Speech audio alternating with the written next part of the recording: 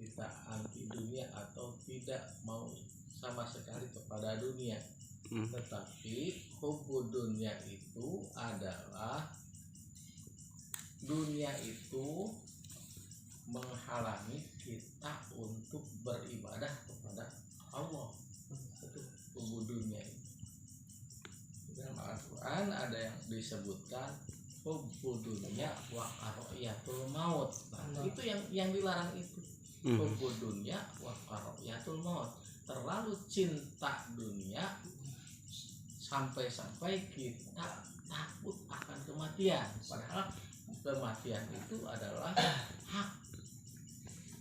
Hak itu cepat atau lambat harus kita ambil. Tidak akan lari kita itu dari kematian. Mau cepat atau nanti itu karena hak itu dunia. Hak itu pasti akan terjadi. Hak jamaah yang dirahmati Allah,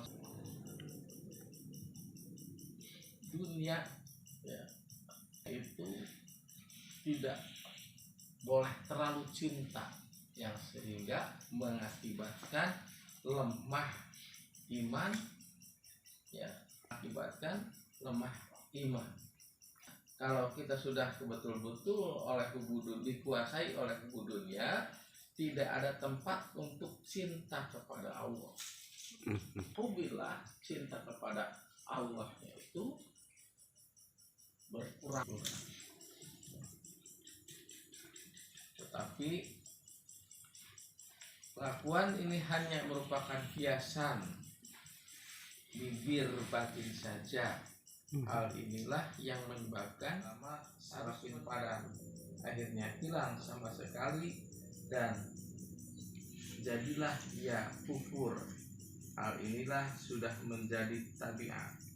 Firman Allah Subhanahu wa taala, "Fatubi'a ala qulubihim fahum la yafqahun." Hati mereka itu sudah dicap, jadi mereka tidak bisa mengerti. Itu. Jadi hatinya sudah dicap.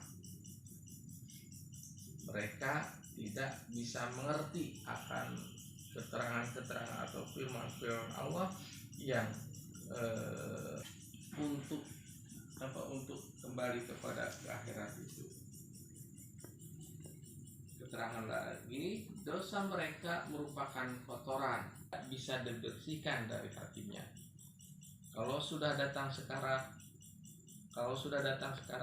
maka cinta mereka kepada dunia yang berarti mementingkan diri sendiri semakin kuat, sehingga cinta mereka kepada Allah semakin lemah karena keduniaan sudah menguasai diri mereka. Setiap orang yang meninggalkan kecintaannya tentu akan merasa sedih, lalu timbul dalam pikirannya, kenapa Allah mencabut, kenapa Allah mematikan aku dan tidak memanjangkan umurku. Kalau matinya dalam keadaan demikian, maka ia mati dalam keadaan su'ul khotimah. Na'udzubillah. Demikian keterangan singkat dari Imam Ghazali dalam kitabnya Al-Ihya.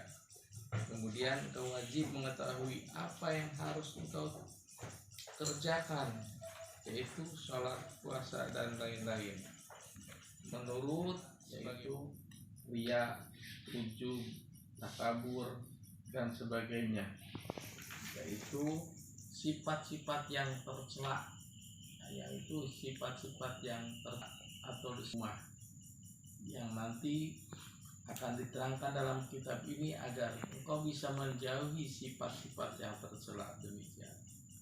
Apabila tidak mengetahui apa yang harus dikerjakan dan apa yang harus ditinggalkan, maka tidak mungkin seorang bisa melakukan taat yang belum dikenalnya kerjaannya, dan bagaimana engkau bisa menjauhi maksiatnya dan engkau sendiri tidak mengetahui jenisnya.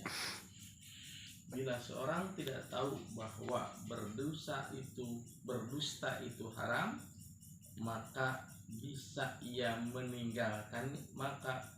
bisa meninggalkannya.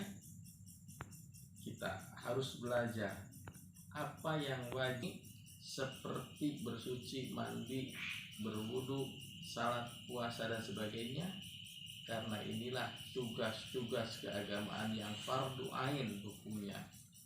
Tiap-tiap muslim wajib mengaji ilmu fikih, hukum-hukumnya dan syarat-syaratnya, agar dapat melakukan dengan sebenar-benarnya.